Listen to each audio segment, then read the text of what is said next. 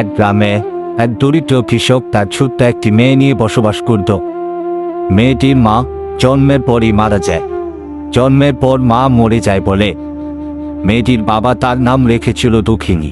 School পড়ুয়া মেয়েটি school শেষে আজ বাবার জন্য মাঠে খাবার নিয়ে এসেছে, একসাথে খাবে বলে। ভালোই চলছিল বাবা মেয়ের জীবন। অনেকগুলো বছর পর মেয়ে প্রাপ্তবয়স্ক হয়ে যায় এবং হাই স্কুলে ভর্তি হয়। সেই সাথে বাবাও কিছুটা বৃদ্ধ হয়ে যায়। এখন যেন বাবার শরীরটা আর আগের মতো চলে না।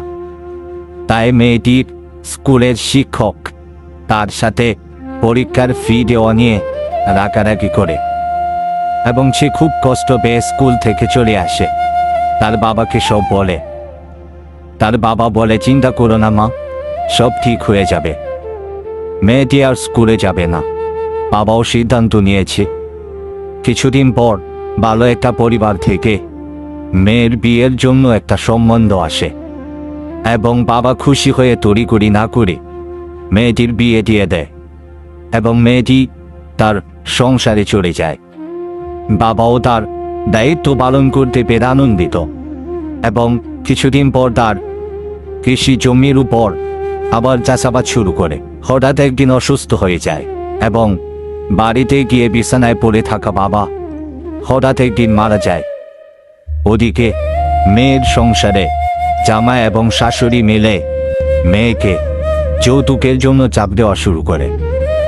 সংসারটা ভালো চলছিল না। একদিন হঠাৎ রাগ করে মেয়েটা সেই বাড়ি ত্যাগ করে বাবার বাড়ির দিকে রওনা হয়। বাবার এত কিছু হয়ে যাওয়ার পরেও মেয়েটি কিছুই জানে না। মেয়েটি বাড়িতে গিয়ে দেখতে পেল তার বাবা মারা গেছে। সেই কষ্টে মেয়েটি আত্মহারা হয়ে যায়। বাবার লাশকে জড়িয়ে অনেক কান্নাকাটি করার পর বাবার দাফন কাফন শেষে মেয়েটি একা হয়ে যায়। ক্ষুধার্ত পেটে দিন। তাই মেয়েটি সিদ্ধান্ত নিল বাবার ধান জমিগুলো চাষাবাদ শুরু করবে সে। যে কথা সেই কাজ। চাষাবাদ শুরু করলো এবং ভালো ফলনও হলো।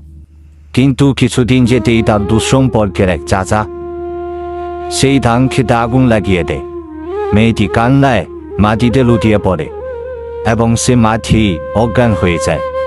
আশেপাশের গ্রামের লোকজন তাকে বাড়িতে নিয়ে রেখে আসে এবং জ্ঞান ফেরার পর মেয়েটি পাগল হয়ে যায়।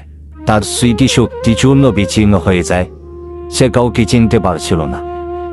সে তার ঘর বাড়ি ছেড়ে গ্রামের একটা গাছের নিচে তার বাসস্থান তৈরি করে সেখানেই যাচ্ছিল দিন না খাওয়া। মেয়েটি একা সেই গাছের নিচে ক্ষুধার্ত পেটে অনেকগুলো দিন পার করে দেয় এবং হঠাৎ একদিন রাতে এই মেয়েটি সেই গাছের নিচেই মারা যায় এবং গ্রামবাসী তাকে সেই গাছের নিচেই দাফন কাফন করে।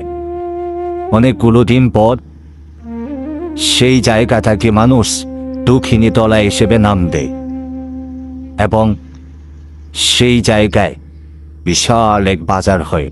আজ অব্দি যেই বাজারের নাম দুঃখিনী তলা।